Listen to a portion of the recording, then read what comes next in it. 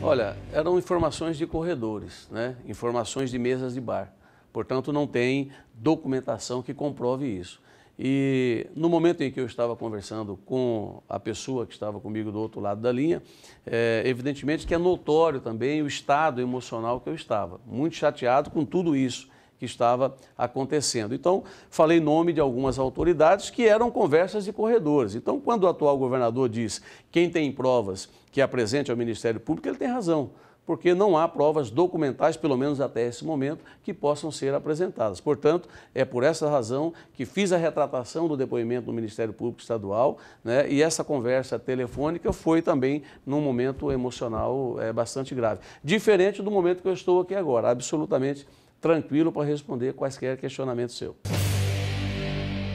Eu, enquanto secretário de Fazenda, fui procurado por um grupo do Ministério Público Estadual, promotores e procuradores, e que ali pediram que eu intermediasse por eles a venda das cartas de crédito emitidas pelo Ministério Público Estadual e que todos ou praticamente quase todos os promotores e procuradores tinham esta carta de crédito e era um papel podre, porque não tinham como receber isso à vista, não tinham orçamento para receber isso e que queriam fazer parte, pegar carona nas compensações das cartas de crédito que estavam havendo naquele momento de outras emissões do próprio Estado, não essa do Ministério Público.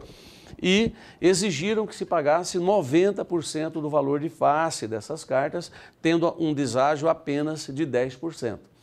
Eu disse que era muito difícil, complicado arrumar alguém que pagasse 90%. Eles falaram, olha, mas é o Ministério Público Estadual e nós não queremos ir a estas empresas pedir, porque amanhã ou depois elas poderão ser alvos de alguma investigação e nós todos seremos colocados sob suspeição para poder indiciarmos ou, enfim, procedermos contra estas empresas em qualquer relatório. Falei, tudo bem.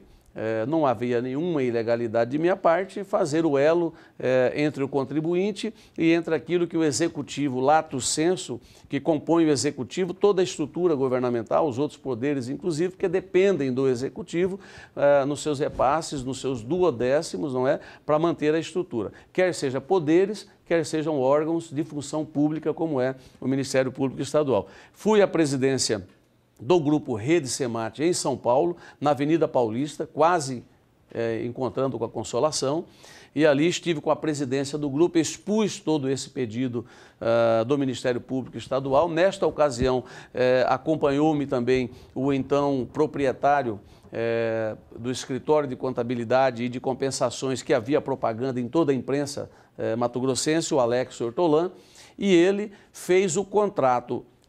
O grupo Rede Semate aceitou as condições, não sei se por receio, mas aceitou as condições e dividiu em 12 parcelas o pagamento aos membros do Ministério Público Estadual e do Ministério do Público Estadual, tanto os promotores quanto os procuradores. E receberam em 12 parcelas, com uma pequena correção, 90% desses valores.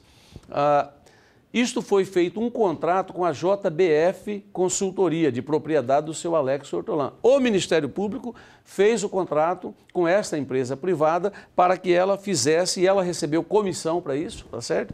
E ela fez a compensação destas cartas de crédito. Grave erro do Ministério Público, que tem que ter a coragem de vir a público e dizer, não fizeram previsão orçamentária e nem tampouco financeira. O Ministério Público teria que ter no seu orçamento previsão orçamentária, porque as cartas de crédito não significa dinheiro em caixa, tá certo?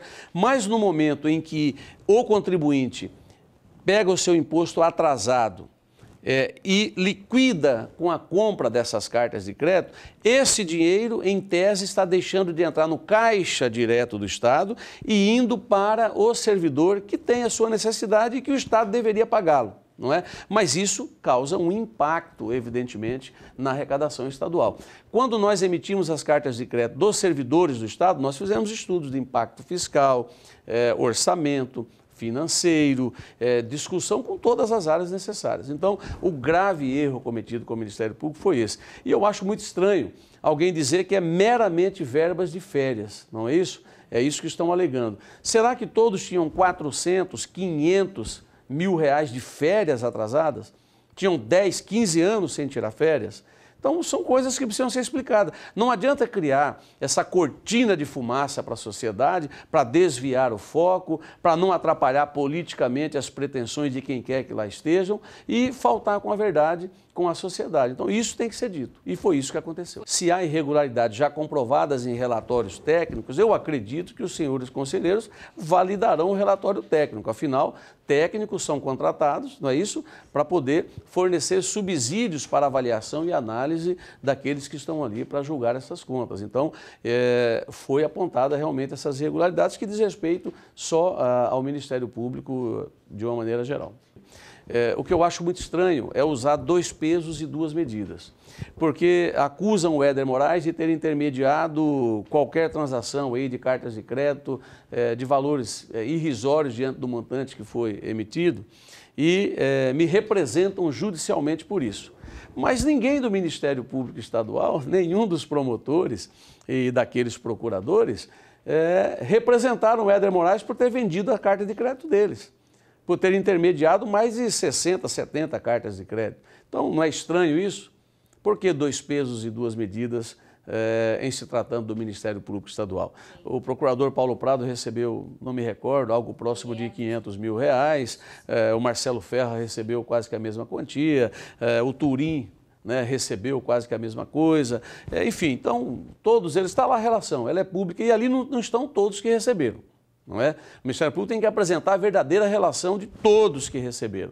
E eu acho que se são homens probos, se são pessoas que querem estar acima de qualquer julgamento da sociedade ou de suspeição, deveriam se afastar da função pública, aguardar a apuração dos fatos, aguardar esclarecer isso judicialmente, para depois assumirem novamente as suas funções públicas. Se isso não redundar na ponta final, no afastamento de muita gente aí.